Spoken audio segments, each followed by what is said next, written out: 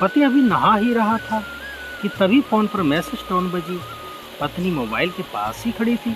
उसका ध्यान फोन की तरफ गया। उसने सहज ही फोन उठाकर मैसेज पढ़ा। हाय, गुड मॉर्निंग डियर।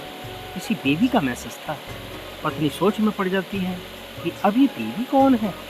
तब तक पति भी नहाकर बाहर आ जाता है।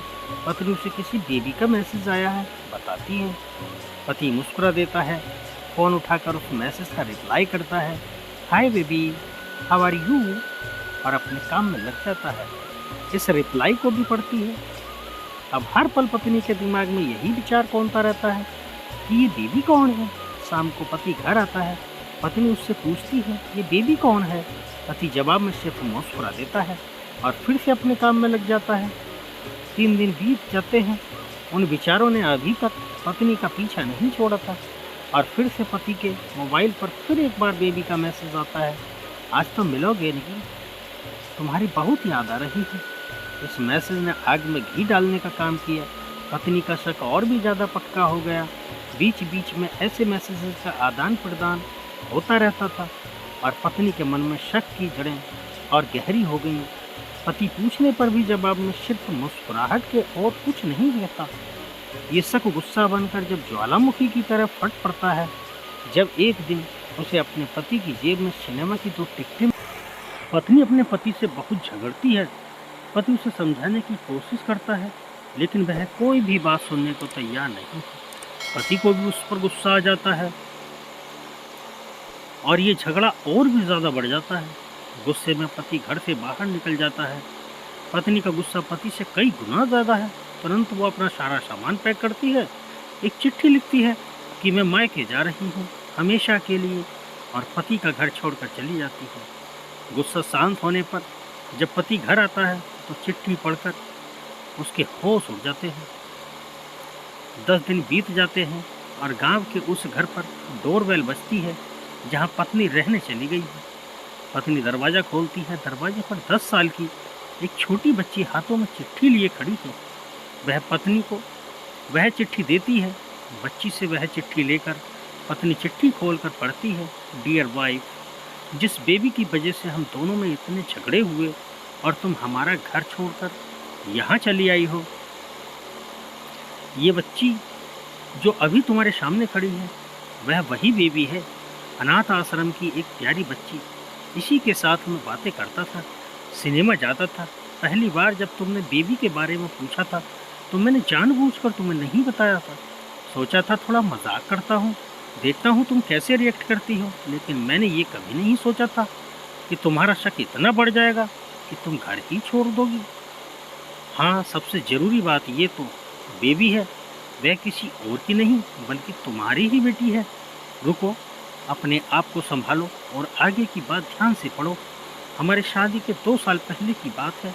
तुम अपने कॉलेज के लास्ट ईयर में थी।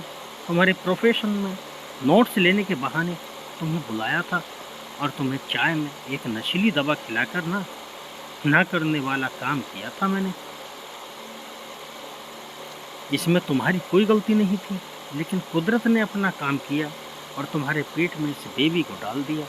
काफ़ी प्रयास करने पर भी ऑपरेशन नहीं कराया तो तुम्हारे घर वालों ने समाज के डर से तुम्हें 6 महीने तक घर में ही रखा। तुम्हारे पिताजी खुद एक डॉक्टर हैं, इसलिए यह बिन मांगा बच्चा बड़ी आसानी से बिना किसी को कानो कान खबर हुए इस दुनिया में आया। भविष्य में तुम्हारी शादीशुदा ज़िंदगी में कोई प्रॉब्लम ना हो, इसलिए तुम्हारे पिता ने इस बच्चे को गांव के एक अनाथ आश्रम में छोड़ दिया। ये बच्चा मतलब यही बेबी जो अभी तुम्हारे सामने खड़ी है। अगर अभी भी विश्वास नहीं हो रहा है तो इस बच्ची के गाल का वो तिल देख लो जो शायद तुमने उसे आखिरी बार रोते हुए देखा होगा, या फिर अपने पिताजी से पूछ लो। पत्नी जल्दी से उस बच्ची को पास में लेकर उसके गालों का तिल देखती है। उसका मन भर आता है, उसकी आंखों में आंसू आ जाते हैं, लेकिन अभी भी चिट्ठी बाकी है, इसलिए वह आगे पढ़ती है। मुझे पता है अभी भी तुम्हारे मन में ये सवाल उठ रहा होगा कि ये सब मुझे कैसे पता। तो मैं बता दूं कि ये सब तुम्हारे खुद के पिताजी ने ही अपने मन में उठ रहे पश्चाताप को शांत करने के लिए शादी के 1 महीने पहले ही मुझसे मिलकर सारी बात मुझे बताई थी। उन्होंने ये भी कहा था कि अगर मैं चाहूँ तो शादी से इनकार कर सकता हूँ। मैं स्वीकार किया, क्योंकि इस पूरी घटना में तुम्हारी कोई भी गलती नहीं थी और हमारी शादी हो गई। तुमने मुझे बहुत प्यार दिया, लेकिन तुम्हारे पिता से बेबी के बारे में जानने के बाद मैं उससे मिले बिना नहीं रह पाया। मैं बीच-बीच में उससे मिलता था।